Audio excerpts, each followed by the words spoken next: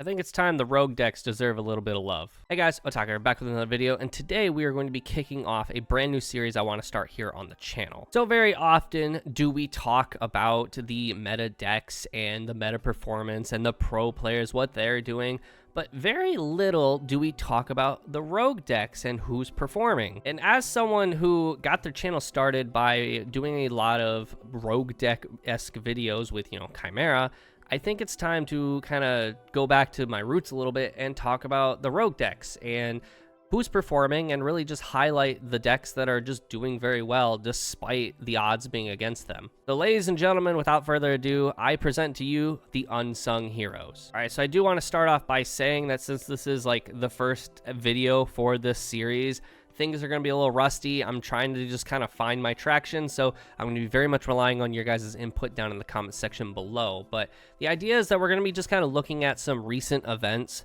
that went down and looking at the decks that maybe weren't supposed to perform as well as they did, but had good pilots, or just people weren't expecting it. We're going to start at YCS Providence because that's really where this format started. There's two decks we're going to be talking about. The first one is going to be the top 32 Regenesis Kashtira list from Steven Wind. And yeah, I mean, we all kind of suspected that the prime target for the Regenesis cards was going to be Kashtira Unicorn, and sure enough, Steven Wind also agreed with that. That being said, this is pretty much what I would expect from a deck like this, where they're just stacking up a Unicorn because he is the biggest threat when it comes to this format. Like, Malice is scared of Unicorn, Ryzeal's scared of Unicorn, Mitsurugi, I guess, doesn't really care all that much. But he is also, the 2500 monster that you want on the board, so that way you can get your Regenesis on the board if you open, like, Kashtira plus, like, I don't know, Warrior or something. On top of that, we are only seeing the one Theosis. Theosis is spiking in price because of this specific deck exactly. Also, Kashtira, like, as a deck, I think just recently topped an event. I couldn't find it when I was going through the research here, but Kashtira, I believe, actually just won, like, pure Kashtira won, like, a Nationals or something. And Theosis is starting to see a spike in price, which we have not gone over in Market Watch. But, you would think that because we're not doubling down on the extra deck so hard, because the Regency cards do lock you out, or at least I think Code does, is the only one that locks you out.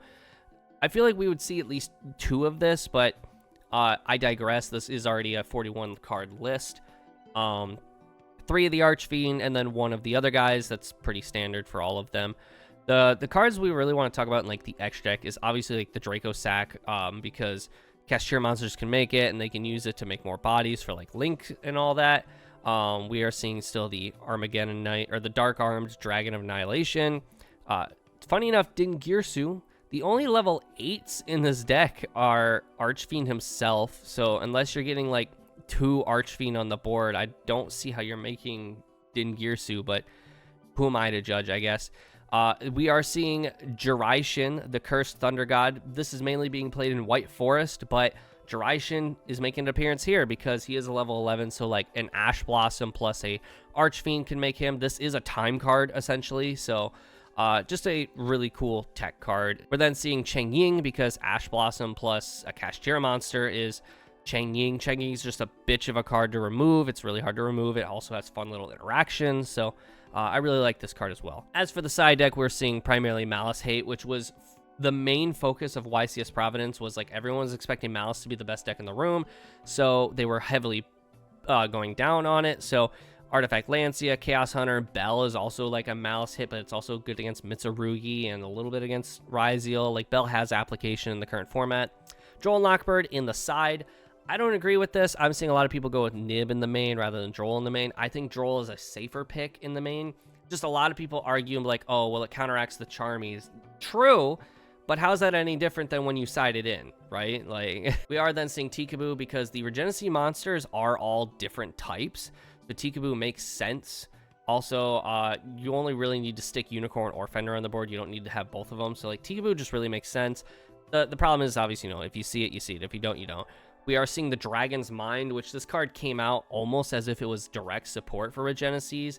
It's just a counter trap, like Solemn Judgment, essentially, as long as you control a monster with 2500 original attack or defense. However, on top of that, this card also can reset itself, so that way it can be used again. It's like a Solemn Judgment, but like recyclable, so that's pretty cool. Still at YCS Providence, we're looking at the top 16 Fiendsmith Evil Twin. I don't know if I should count this as like an unsung hero like rogue deck, because the more research I did, there are people who are topping with this, so one could argue this is like a tier 1 deck. We're looking for decks that are like the odds are against them and they're not going to perform as often.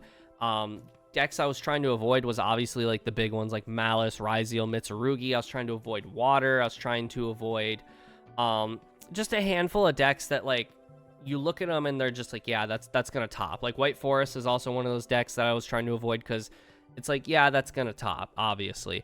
I didn't think Evil Twin was one of those decks, but I did see like 2 or 3 other toppings from this, so let me know in the comments below if maybe I shouldn't be talking about this for future events or future videos or installments of the series. But we're going to talk about it right now, at least.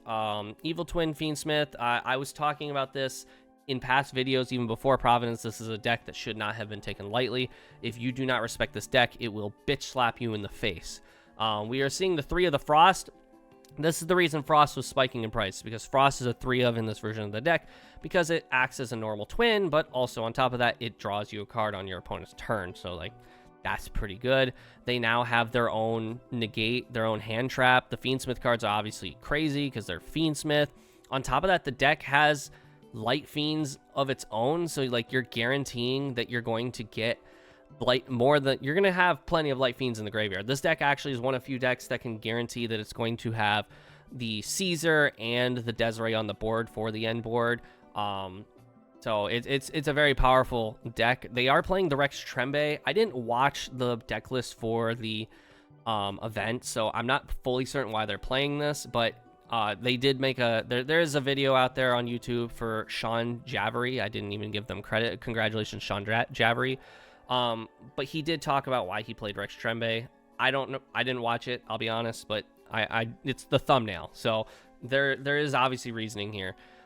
They are playing the Mistaken Arrest. There are people I was seeing playing Mistaken Arrest. A couple of lists played this at the YCS Providence, and that's because of Mitsurugi. For those who don't know what this card does, it's a quick play that until the end of the next turn, after this card resolves, new player can add cards from their deck to their hand, except by drawing them. It's like Droll, except it's Colossus, actually. It's just Colossus, but it's a quick play spell. The idea here is that you bait out their Ame Murakumo to be tributed, and then when it goes to come back, you chain this, because if the rituals can't add, they can't summon back. They have to perform A to perform B. So Mistaken Arrest like has application, and I saw a lot of people citing this for the event, so I'm not surprised to see this in their side deck as well. We'll have to see future events. That we're going to talk about a couple more deck lists that are from later events after Providence, that if we see this in the sideboard, this might be a card worth considering. Imperial Iron Wall, Malice, what else you want? Malice, like. And then we are seeing 3 Darumacan. Darumacan is just really good this format. Funny enough, he's playing 3 instead of playing Thrust, which is like fair, because based on his side deck, this is his only like Thrust target, so like that's fair. But Darumacan is really good this format. It can like help you just prevent your opponent from establishing a board, but also you can like go Daruma Cannon. Well, you can actually go like Trouble Sunny effect on your opponent's turn to like tribute, and then go Daruma Cannon, so that way you're putting their stuff face down and then you're summoning monsters to your board. Like, there's application, obviously. One thing we are seeing here that I find really interesting is we are seeing 7 Charmies, 2 Perulia, 2 Meows, 3 Foolos, and then they have the last Perulia and the last Meows in the side deck. We were seeing 6 minimum at almost every topping list at YCS Providence, but it was mainly Perulia and Foolos. Meows is very situational. Like, Meows is like good this format because obviously Malice and Mitsurugi has some application there, but Meows is definitely the weaker of the 3. And because of that, like, Perulia and Foolos always saw main deck use, and I think Meows didn't get a whole lot, but this is one of those decks that obviously it worked. Sean put it in his main deck and he got top 16, so it worked for him. So just definitely an interesting thing. Like, when it comes to the Mulch armies, who you want in the main deck, how many of them you want in the main deck, this is a topic of discussion for the entire format right now, because all 3 of them have application, and I think Perulia, in my personal opinion, is the strongest of the 3 in the current format. Next, we're going to be looking at Toronto Regional. We can't look at YCSs every time, people. We got to look at the regionals level as well. But congratulations to Kevin for getting second place at the Toronto Regional. For those who don't know who Kevin is, that would be our good friend, YouTuber, Distant Coder. He managed to get second place at a regional with Melodious. I know a handful of you in my Discord, but also in my comment section have been asking about Melodious. Can it perform in the current format? I think this is living proof that it certainly can, but you have to be a good pilot, and Kevin is definitely a very good pilot. If he's playing a deck, then he's probably done his best to learn it inside and out, but also being a past Konami judge, he's very familiar with rulings, so he can use that to his advantage as well. But very talented player, and he managed to top with a deck that a lot of people probably had cast aside at this point, and myself included, as a deck that couldn't perform, but sure enough, he said bet. This is one of the few decks in the current format that can play Herald of Orange Light, so that is definitely a plus for the deck. It's an extra negate for the deck, but also on top of that, we are seeing Molcharmy Fualas and Perulia in the main deck, with Perulia being at 2. The big benefit to this deck is, like, Asinato just reads, if this doesn't get ashed, I probably win the game. That's just like Branded Fusion, essentially.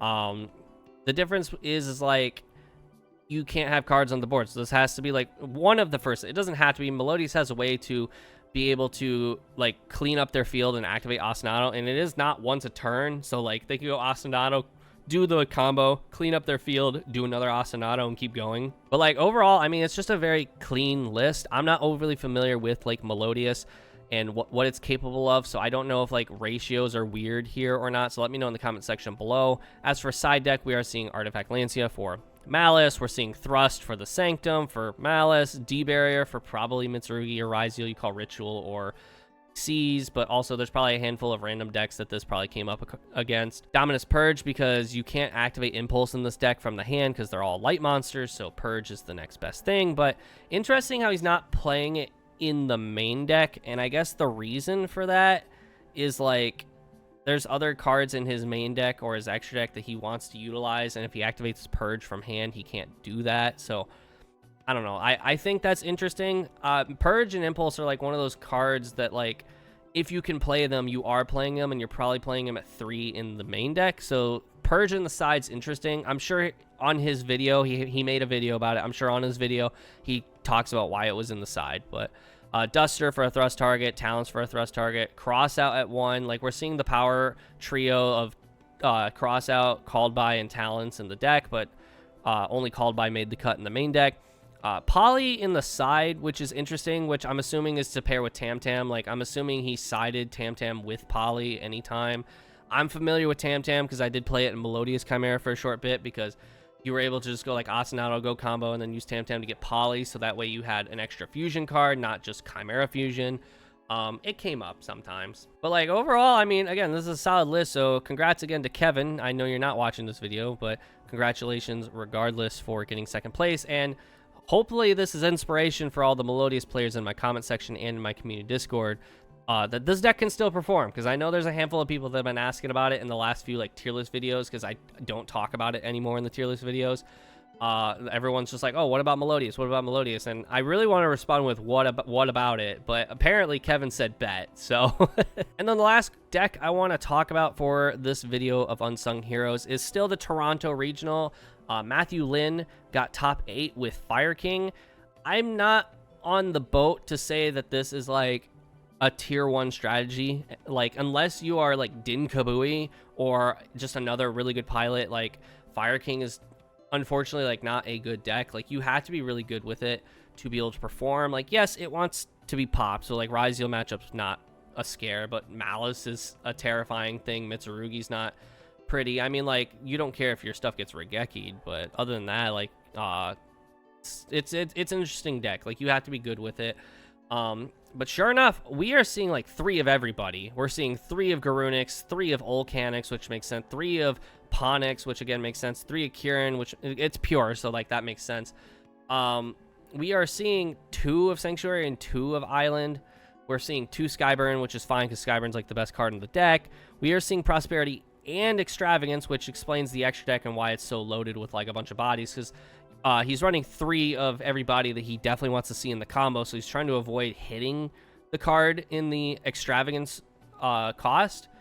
We are seeing Impulse because the deck can play it. We are seeing Fualos and Perulia, but the only other hand trap, like we're seeing Nib, obviously, seeing Ash, Imperm, Impulse. So it's like we are seeing just kind of like the staples of the format almost. Like the staples of the format are essentially like 3 Perulia, 3 Fualos, 3 Ash, 3 Imperm, and then if you can play it, 3 Impulse, so Malice. And then either Nib or Droll. But if you're playing Nib in the main deck, you're playing Droll on the side, and if you're playing Droll in the main, you're playing Nib in the side. Like, that's pretty much how it's going right now. We are seeing Bestials in the side, which is kind of interesting, I think.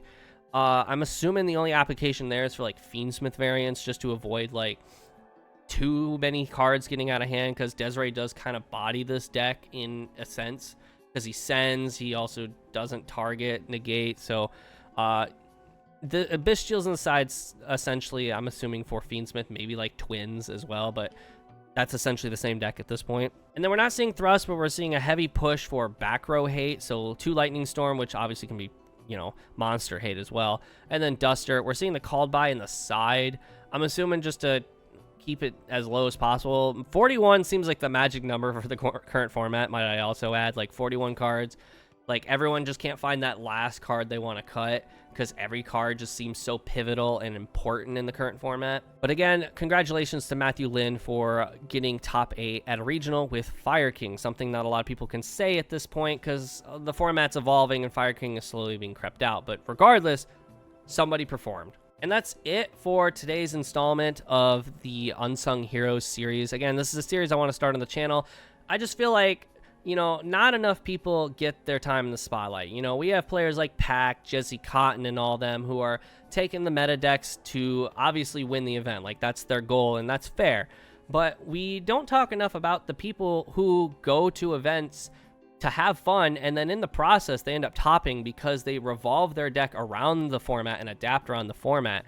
And I want to give credit to those people as well, because I don't think enough people are giving credit to those individuals. Like, they top and then they just go like brushed under the rug, and that's not fair. You topped, you deserve your recognition. But of course, since this was the first installment, this may be a little sloppy of a video, so let me know down in the comment section below on maybe how I can fine-tune the series in future installments. But also let me know maybe some deck lists I should take a look at you know, events that maybe I didn't talk about. But let me know what y'all think down in the comment section below. But also don't forget to leave a like on this video and subscribe to the channel if you're not already in like competitive based content. But with that, I'll see you all in the next video. See ya.